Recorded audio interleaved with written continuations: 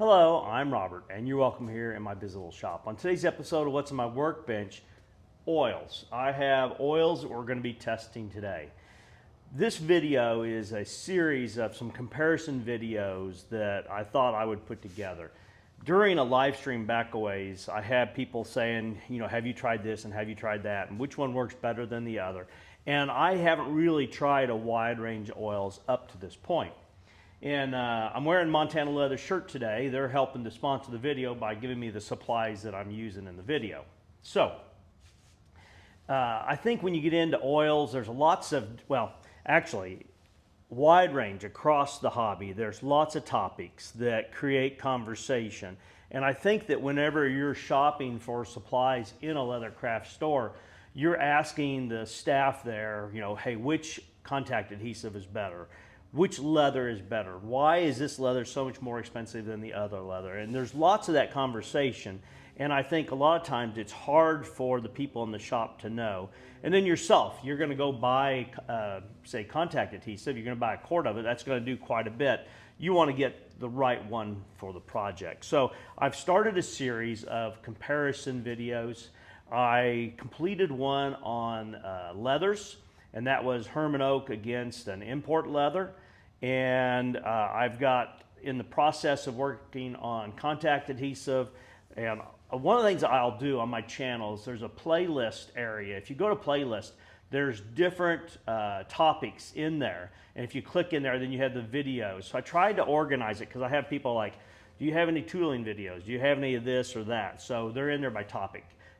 Check that out if you get a chance. But in there, I'll put all of these comparison videos in there. So if you're watching today's oil one and you're interested in the others, go take a look. They'll be there, and I'll be adding to it as I go through this process. So today's is on oil.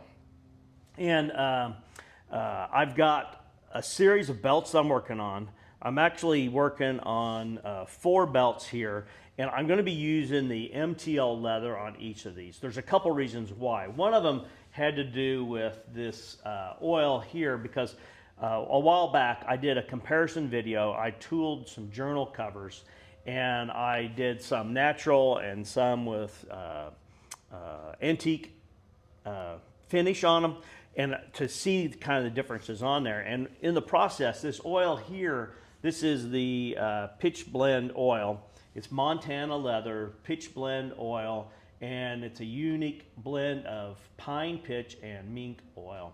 And it's got kind of a yellow cast. So the question that kind of came up in the last video is, if I use an oil that's got a yellowish cast on the MTL leather, does it make it look more like the Herman Oak leather? Because just in its raw form, the Herman Oak has golden hues to it, whereas the MTL leather is more of a white-ish color.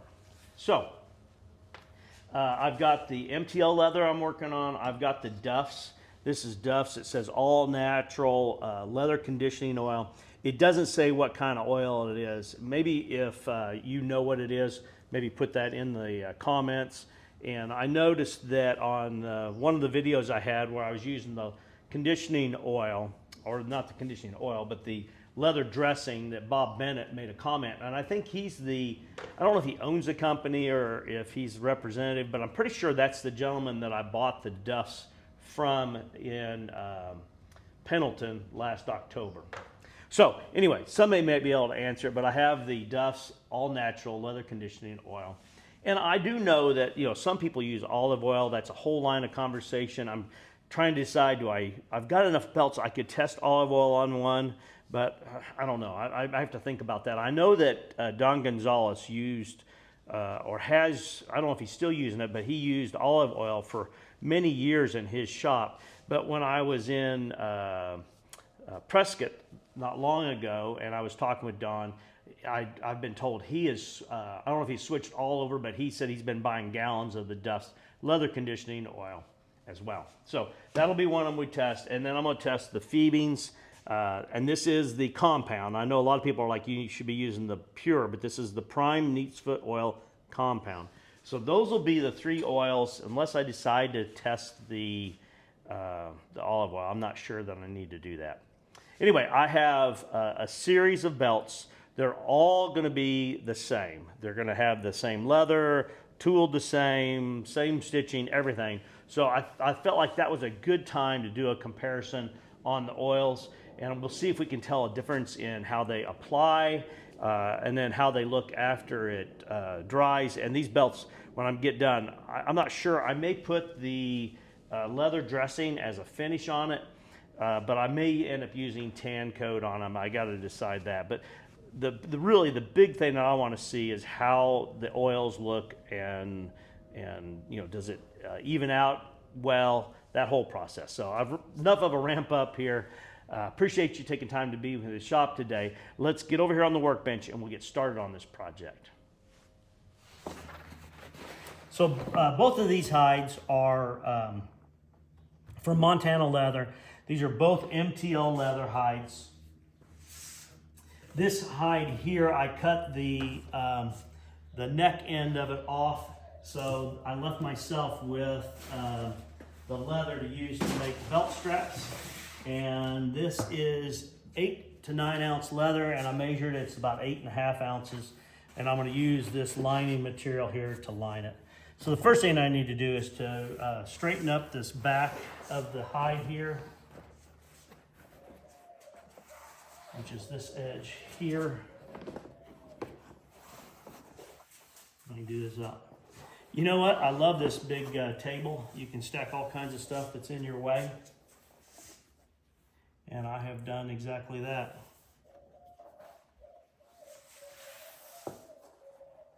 At first I thought this was the belly side. It's just got kind of a funny cut here on this hide. And well, I tell you what, it's a pretty clean hide. There's a little bit of a brand here. So that's the butt end of the hide. Just check, I'm curious to see. Looks like I'll get probably 20, maybe 23 inches before I get into the belly down here.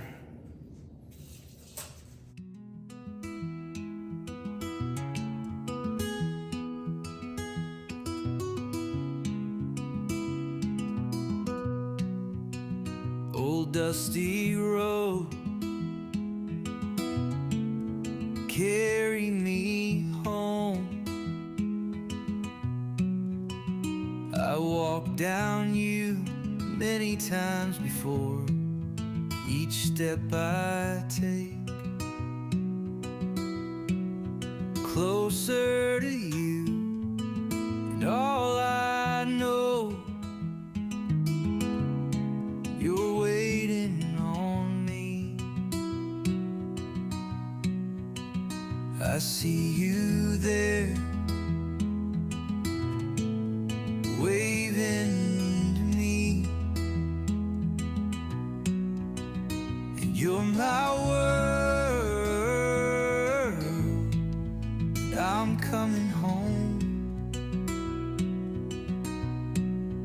closer to you, and all I know, you're waiting on me. You're waiting on me.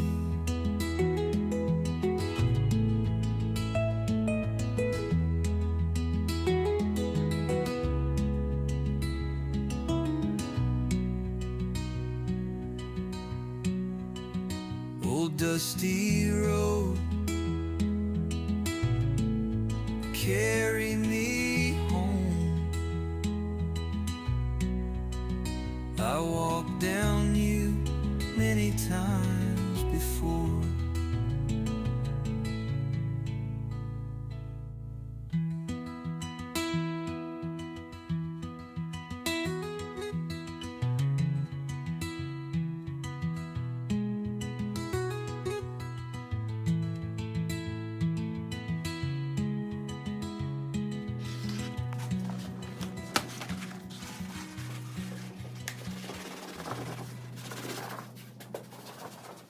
This is Weldwood contact adhesive.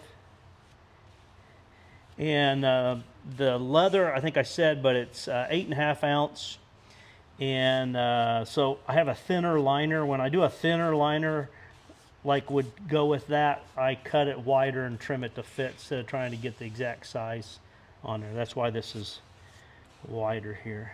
So I'll go ahead, I've got them all cut out here.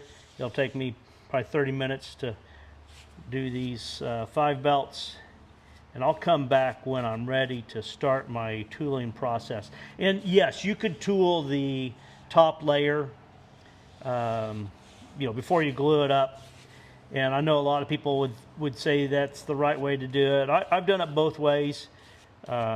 Typically, if it's thicker like this 8 ounce, I would do the tooling before, but just was in the mood to do it this way. So not saying that you have to do it the way I'm doing it here. The tooling pattern that I'm using has no cutting, so it's just a stamp, geometric stamp pattern. So I'll be back when I have these layered up, and then we're ready to do the tooling. I'll let you follow along on a little bit of the tooling, but most of it's going to be when we get down to the oiling part of it here. So I will be with you shortly.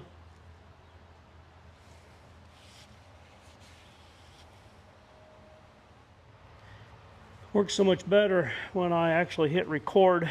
I've been talking to you and you guys haven't been answering like usual. So I'm creating the tooled pattern right now. I'm glad I looked over. I would have been a bummer to have it all finished and then not have you there. I use my wing divider to find the center. And then I worked off the far side going on one direction, then I flipped the belt over and go back the other direction. And this is cased leather. This is that MTL leather.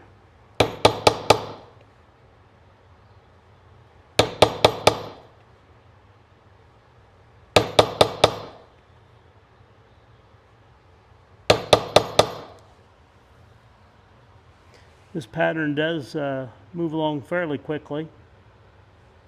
A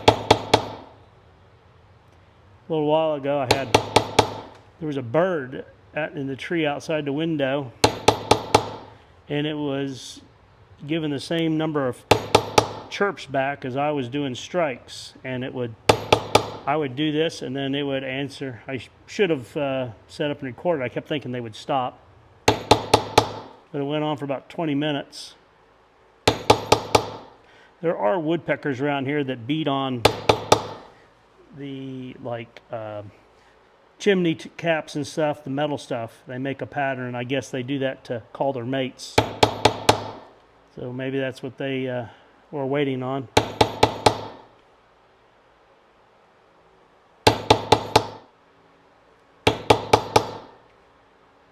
This Tandy tool, I think I said earlier when it wasn't recording, it's a Z-V407. Z-V407. Zulu Victor.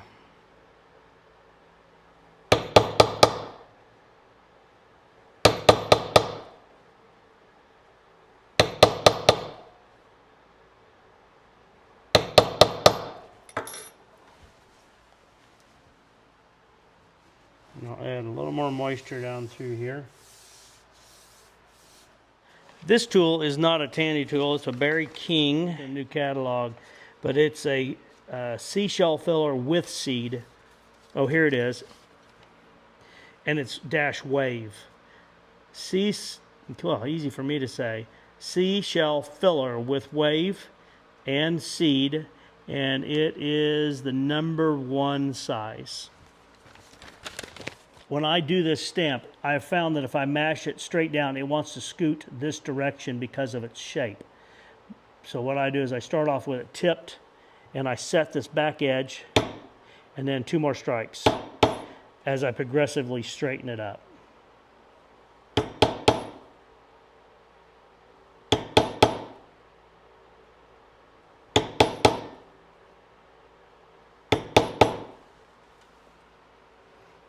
And all the tooling on this, I just eyeballed the space between them, and then I eyeballed mating them up from the other side, and now I'm just visually centering this tool.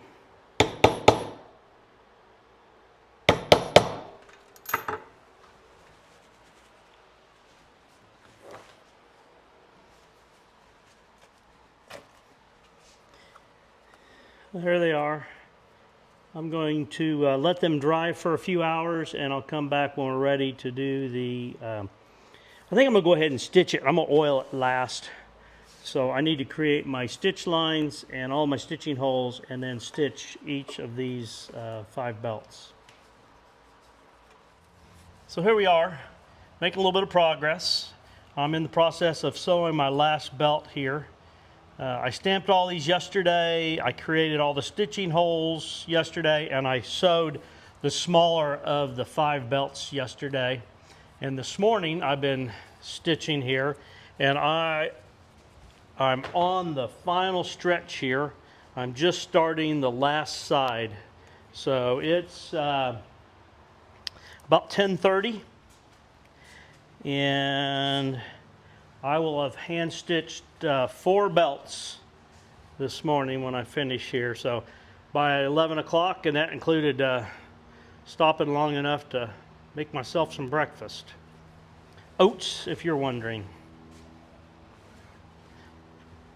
And I'm using the Tiger Ritz. So this is in beige. I purchased this roll not long ago, but I've already used a pretty good chunk of it. It was on all of these belts, and I've used it on 2 other belts leading up to this point. I think I've said I like buying the 500 meter rolls.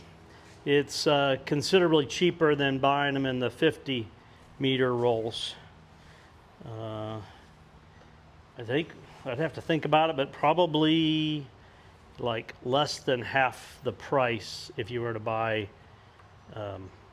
500 meters of it through that method of the smaller rolls. So I'm going to go ahead and finish stitching this belt, and after that, I haven't decided if I'm going to oil and then finish the edges, or finish the edges before. I'll probably finish the edges before. I'm anxious to get onto the oil, so I'm trying to probably skip ahead, but probably better if I go ahead and finish these edges. And you've seen me before. I'll just use a Ron's number 3 on the edges, give them a little burnish with some denim and water, and let that dry, and we'll be ready to do the oil comparisons on these. And these are all, as I think I said, MTL leather, but I'm going to cut a piece of the Herman oak tooling leather that I received a couple of months ago, or a month and a half ago, and I'm going to oil that with the different oils as well, just so we can kind of get a comparison on it. I appreciate you being here. I'll be right back when I finish this side. Okay, so at this point I have the belts finished. I'll show those to you here in just a moment. But I wanted to close a loop on a point that I was making when I did the journal covers. And we talked about the difference in the color between the MTL leather and the Herman oak leather. And just to remind you, this is, you know which one is the Herman oak. It's the one that's got the golden background. This is the leather that I made the belts from, which is the MTL leather here. It was 8.5 ounces. So that's it's got a little sun fade here on the edge, but that's the leather that I used to make the belts.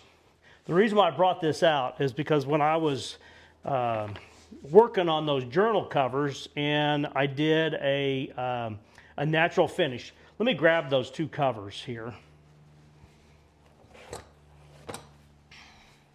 These are the 2 covers, and I'm not sure if you know which one is which by looking at this. This is the Herman oak leather here. It's got the golden tone to it. This has got more of a russet tone to it. I did the exact same treatment on these. I used oil on them, and then I used the Duffs, what's it called? the leather dressing. I use the Duffs leather dressing on those. When I did it, this one here was whiter than the Herman Oak. It was, you know, more towards the, you know, the raw color of the leather. So what I did was I set this 2 different times. I set it in the sun for an hour 2 different times because I had a couple people. I made the comment, I'm like, you know, the leather ages or yellows if it's been exposed to light, you know, much like along the edge of this leather here.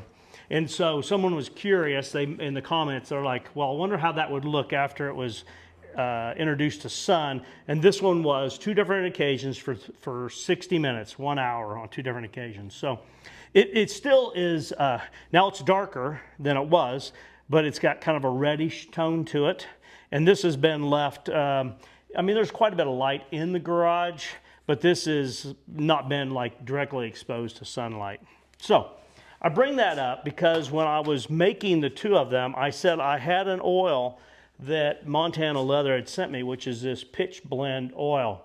It says leather oil and conditioner, unique blend of of pine pitch and mink oil. I thought it said pure pitch, but it's pine pitch and mink oil.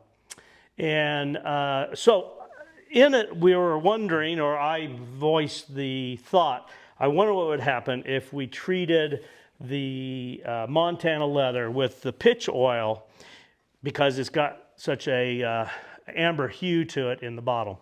So I brought that out for 2 reasons. One, I'm going to do that. All those belts, one of them is going to have the Montana pitch on it, at least one of them. But I thought I would also take this same leather here. This is that Montana leather. And I'm going to cut off a strip of leather here. And I'm going to treat part of it with the, probably the Duffs Leather Conditioning Oil and part of it with the pitch blend. I'm curious, you know, it wouldn't surprise me if the yellow tone of the oil affects the MTL leather greater than it would this. But I thought, you know what, I've got the leather here. I might as well compare that as well. So let me cut a piece off of here. This off of here. And you know what, I was going to cut a strip off of that, but I might as well just do the complete thing. And let me get a pencil here. And I'm just going to go here and we'll do the Montana pitch blend and the Duffs. So I'll put those on here while I'm working on the belts. I grabbed some lambskin or sheepskin. Is that sheepskin or lambskin? Sheepskin. And I like these for applying oil. The only bad thing about it is it really, if they touch any part of the well of oil, it'll just soak it completely up. So you'll have to wring it out, you know, if it's been sitting in the oil. So yeah, let me get, let me find some bowls to put this oil in here. I'll be right back. So I'm set up here and I've got 3 oils. The pitch blend, I'm clumsy today, the Duffs All Natural Conditioning Oil, and the Fiebing's Neatsfoot Oil Compound. And I know some people are like, you need to be using the, you know, pure Neatsfoot oil. But these are the oils we're testing today. And I like using cardboard so I don't have to clean the countertop off. So let me start off, let me think here what's the easiest way. I guess I'll just jump in. The pitch blend oil here, I'll put some of that in a bowl. Probably need more than that. That skin will hold quite a bit of it. And the Duffs.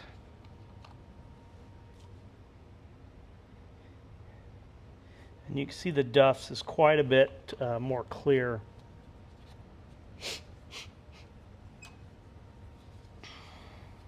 I know that in the past, Don Gonzalez has said that he uses olive oil. And I've gone back and forth while I'm in this process, but I don't think I'm going to use olive oil. I'm going to use these because these are you know, the common oils that you find in Leathercraft stores. So you can see that these two have a little bit of a yellow tone, but this pitch blend has a much greater amount of it. And this is the Duffs. Let me put on some gloves. So this is the Duffs, and I'm going to put it on half of this Herman oak leather.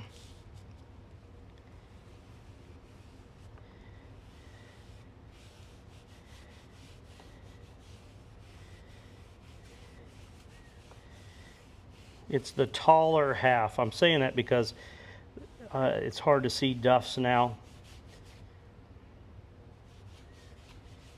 I imagine usually the leather has a tendency to kind of even out its color after it's set for a while.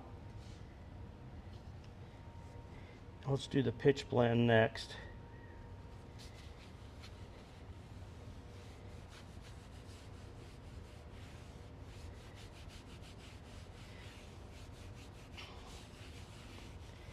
And I've said in the past, I don't necessarily worry too much about trying to even out all of this unevenness in the leather.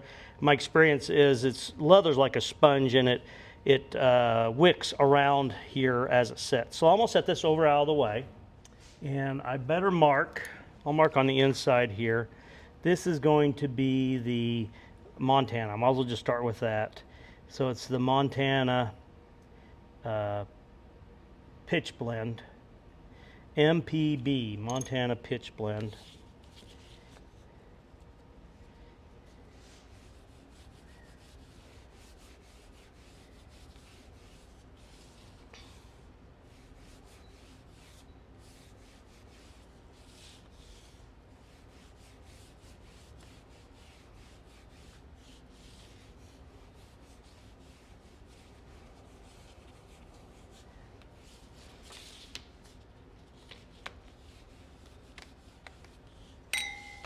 The back of this hide is also the MTL leather. It was a lining weight leather.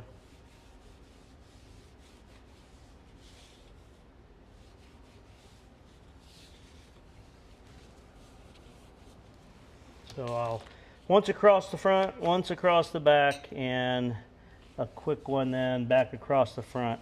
And then we're going to let this set overnight. So we'll see how it looks.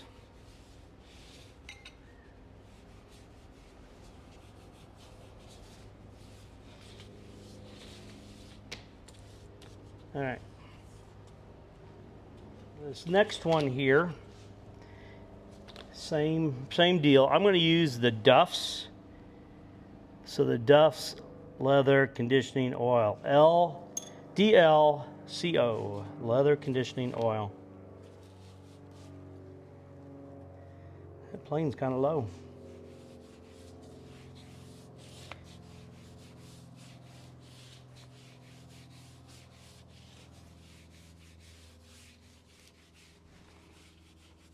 So part of what I'm wanting to see is how does the color come out? You know, we'll see the next day if it's even or if one tends to be splotchier than the other. So I'm trying to treat them the same as much as possible. The back, I'm just going to go across them one time.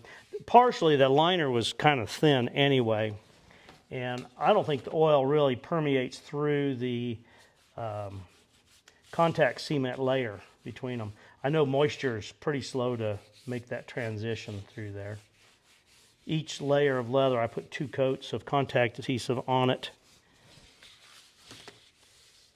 All right. And this one here, I will use the Fiebings. I'll just put F. Hopefully that's not a grade, right? Even though growing up, I saw plenty of those on my report cards. Don't tell my kids. I wanted them to make sure they were perfect grades. Shoot, they may watch this. Anyway, eventually that story comes out. I'll count on the fact that they don't. We'll see if I get any comments otherwise. I got a little bit more on that one, I think, so I tried to move a little quicker.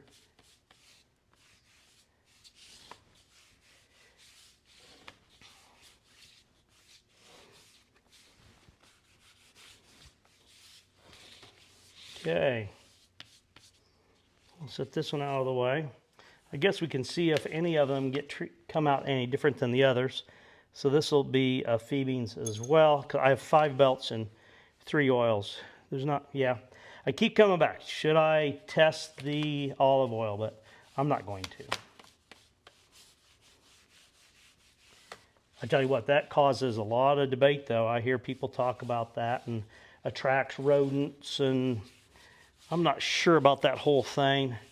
Rancid, I could see it, you know, in a liquid form, but not on the leather, but who knows, you know. I've done it on a few projects. I made early on a dog leash and dog collar, and I know they still use that today, and it had olive oil on it.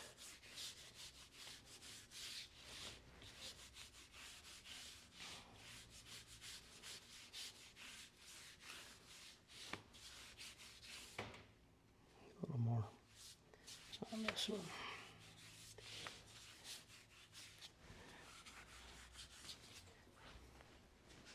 So I'm not doing any cutaway here on the oiling. I don't want you to think anything odd happened there. I'm going to use the Duffs on this one as well. I guess just a D. Cindy, I'm not giving you a D. This is your belt. Oh, I started on all the others on the back first.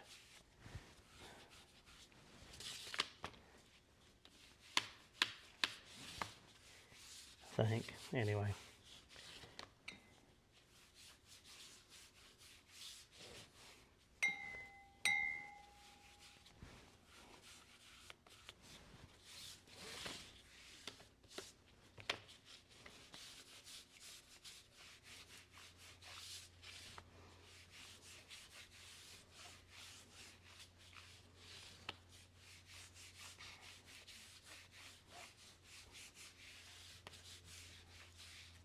The first time I oil leather, I ended up with, you know, trying to keep going over and over, trying to even out the color. And I've learned since then not to do that. Just let it sit. It typically evens out on its own. Okay, there, and there.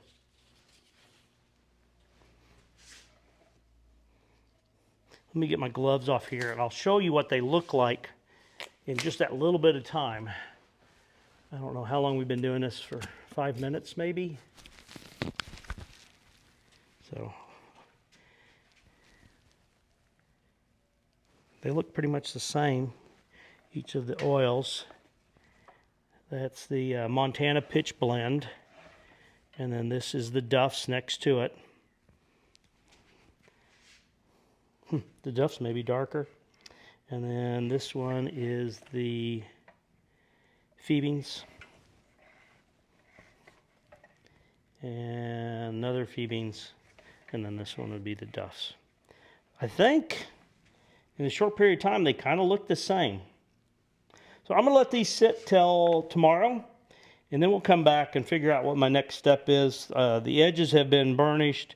I've got to decide what kind of protective finishes I want to put on them. I might use the leather dressing, or I might use tan coat.